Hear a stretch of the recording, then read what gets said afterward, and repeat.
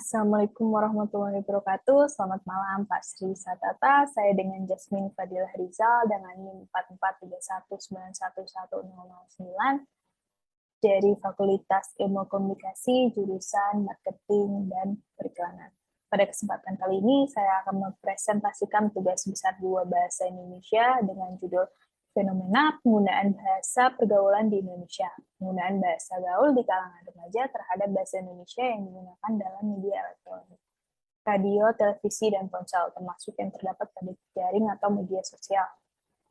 Pertama-tama saya akan menjelaskan pendahuluan terlebih dahulu. Dalam Kamus Besar Bahasa Indonesia, arti dari bahasa itu sendiri adalah sebuah lambang. Tetapi dalam istilah, bahasa itu sendiri adalah alat komunikasi yang berupa sistem lambang yang dihasilkan alat ucap pada manusia. Bahasa adalah bagian dari kebudayaan. Bahasa yang memungkinkan pengembangan kebudayaan sebagaimana yang kita kenal sekarang. Fungsi bahasa menurut M. Aka Haliday dibagi menjadi 7, yaitu yang pertama adalah fungsi instrumental. Fungsi instrumental ini adalah fungsi bahasa yang memicu sebuah kejadian. Contohnya adalah ketika pintu dituliskan, jangan buka pintu. Maka bahasa instrumentalnya itu menyebabkan pintunya tidak terbuka. Lalu selanjutnya adalah fungsi regulasi. Fungsi regulasi itu mengendalikan atau mengatur sebuah keadaan. Contohnya adalah seorang ibu berkata kepada anaknya, jika kamu nakal, kamu tidak akan mendapatkan uang jajan. Itu contohnya. Lalu yang ketiga adalah fungsi representasional, yaitu fungsi yang menyampaikan fakta. Contohnya itu adalah matahari terbit di timur, lalu tenggelam di barat.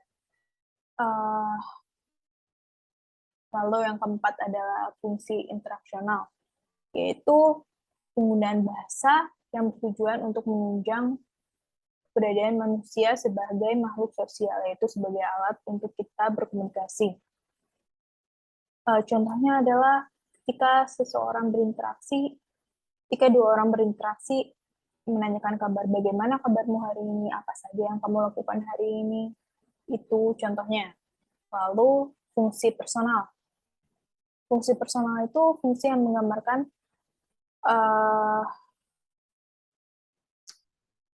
manusia untuk menggambarkan keadaan emosionalnya. Contohnya adalah ketika kita melihat seekor kucing yang lucu, kita akan spontan berkata, wah lucu sekali kucing ini. Atau ketika kita melihat sebuah pemandangan gunung yang indah, kita akan berucap, wah indah sekali pemandangan di gunung ini.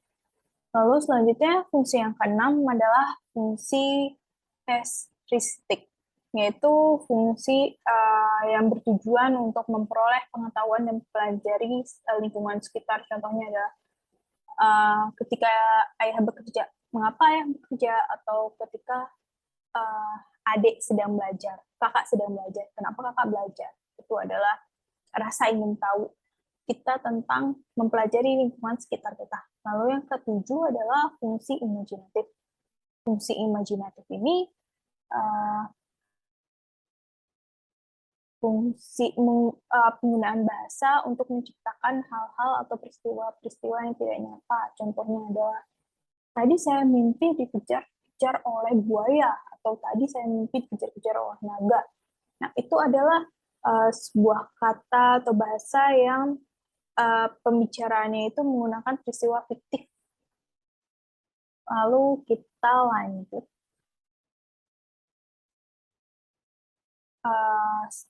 Seperti yang dijelaskan tadi, bahasa adalah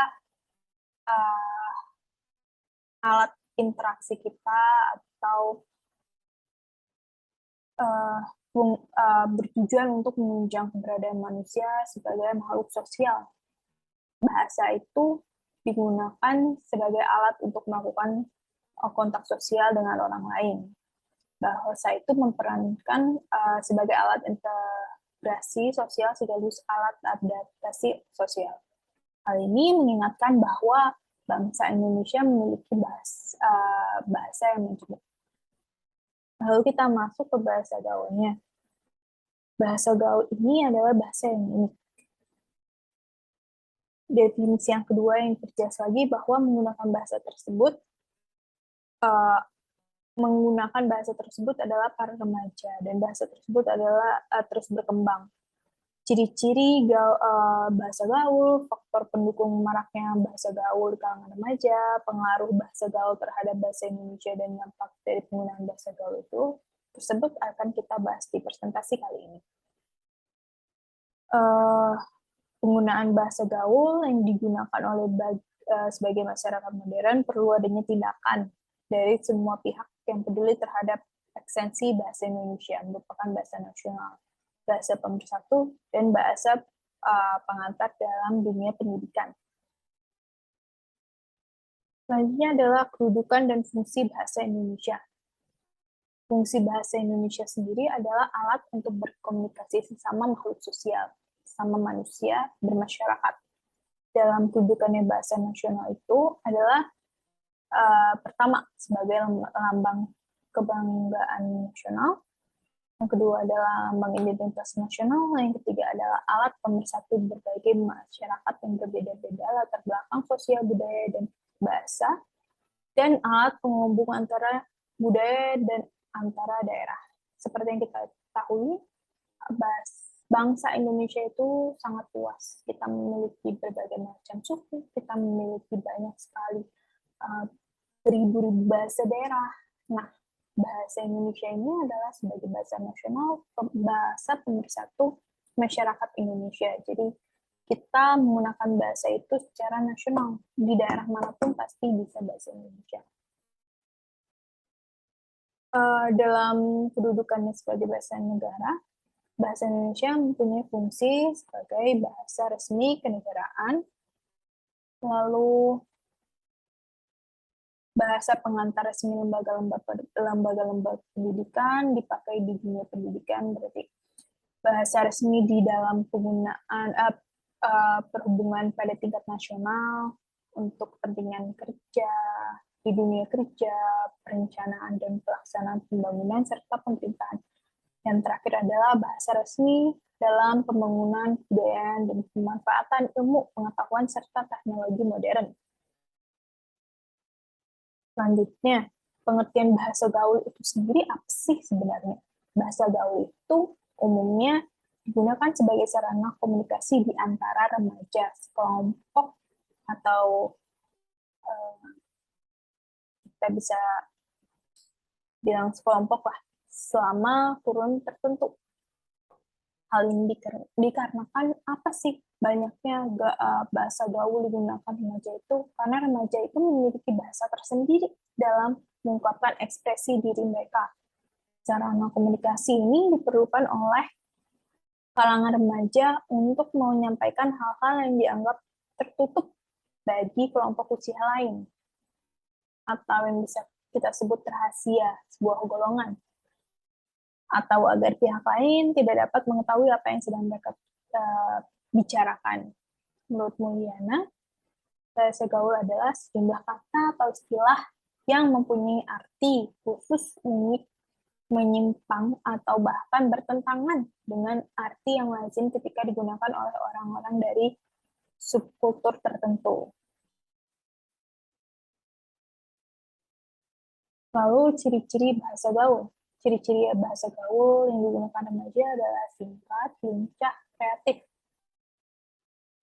Bahasa gaul itu cenderung pendek, sementara kata yang agak panjang akan dipangkas, diperingkas melalui proses morfologi atau penggantiannya dengan kata-kata yang lebih pendek. Di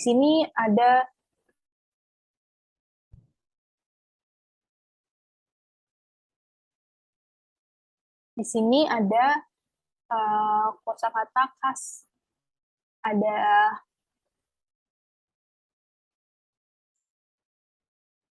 tiga yang akan saya jelaskan, yaitu penghilangan huruf atau sering kita sebut fonem.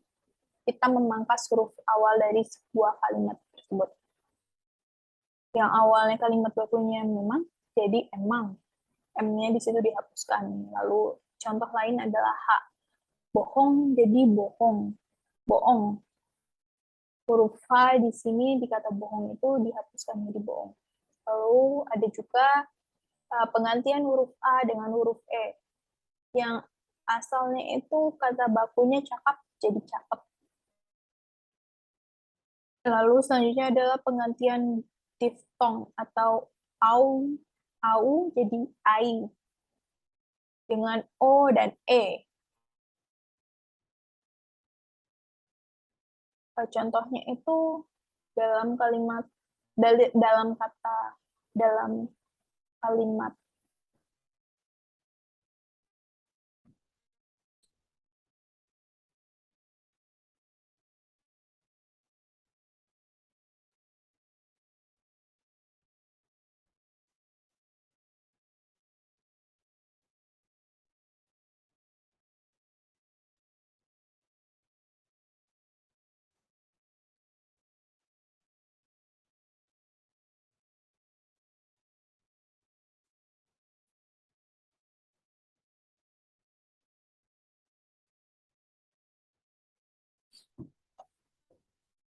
Contohnya itu dari kata kalau, kata bakunya menjadi kalau.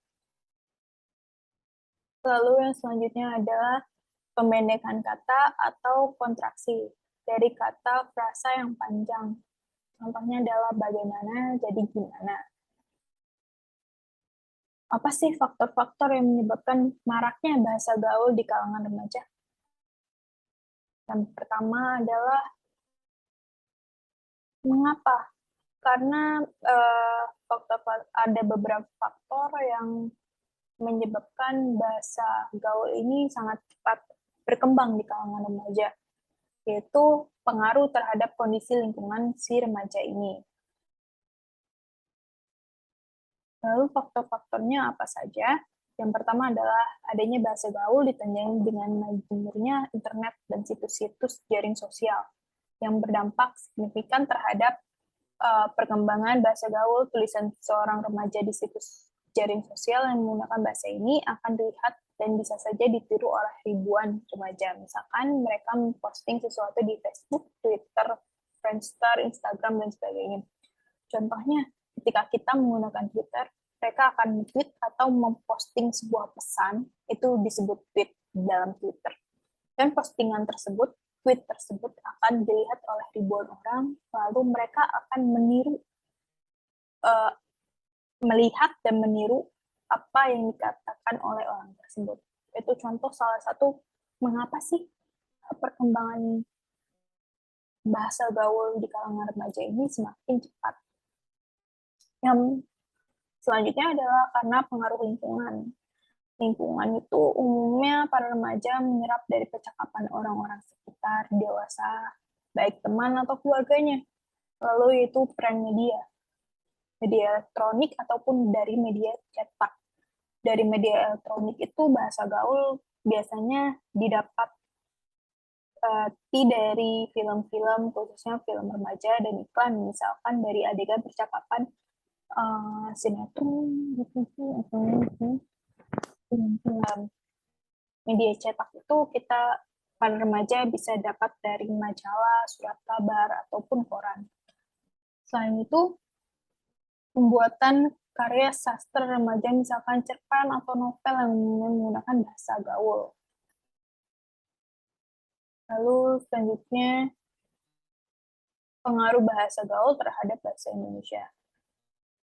Seiring maraknya bahasa gaul dalam masyarakat, banyak sekali dampak atau pengaruh yang ditimbulkan dari bahasa gaul itu tersendiri terhadap perkembangan bahasa Indonesia sebagai identitas bahasa diantaranya adalah esensi bahasa Indonesia terancam terpinggirkan oleh bahasa gaul. Mengapa demikian? Kalau generasi negeri ini kian tenggelam dalam udaranya bahasa Indonesia yang dalam, mungkin bahasa Indonesia akan semakin sekolongan dalam memanggul bebannya sebagai bahasa nasional dan identitas nasional. Lalu selanjutnya derajat bahasa Indonesia. Karena bahasa gaul yang begitu mudah untuk digunakan berkomunikasi dan hanya orang-orang tertentu saja yang bisa mengerti arti dari bahasa gaul itu sendiri, maka remaja lebih memilih untuk menggunakan bahasa gaul dalam bahasa sehari-hari. Lalu yang selanjutnya, yang terakhir adalah menyebabkan punahnya bahasa Indonesia. Ini sama dengan poin 1, karena terpinggirkan dan tidak pernah terpakai, karena remaja ataupun mungkin orang tua juga mulai menggunakan bahasa Indonesia, maka bahasa Indonesia ini akan terpinggirkan, jarang dipakai, lalu mungkin bisa jadi akan punah. Dan selanjutnya adalah dampak dari penggunaan bahasa gaul itu sendiri. Setiap peristiwa atau setiap perbuatan pasti ada dampak positif dan negatif. Berikut adalah beberapa dampak positif dan dampak negatif dari bahasa gaul. Dampak positifnya itu adalah para remaja itu jadi lebih efektif, jadi lebih kreatif. Terlepas dari mengganggu atau tidaknya bahasa gaul ini, tidak ada salahnya kita tetap menikmati perubahan atau inovasi bahasa yang muncul, asalkan dipakai dengan situasi yang tepat, media yang tepat, dan komunikasi yang tepat juga. Dampak negatifnya, penggunaan bahasa gaul dapat mempersulit penggunaan bahasa Indonesia dengan baik dan benar. Padahal di sekolah atau di tempat kerja, kita diharuskan untuk selalu menggunakan bahasa yang baik dan benar.